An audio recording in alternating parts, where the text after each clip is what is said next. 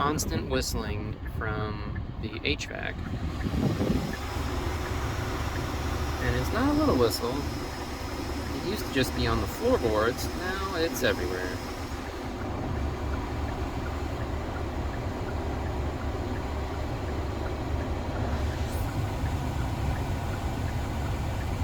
Constant hissing, and it's not like a little hissing, it is always and super annoying.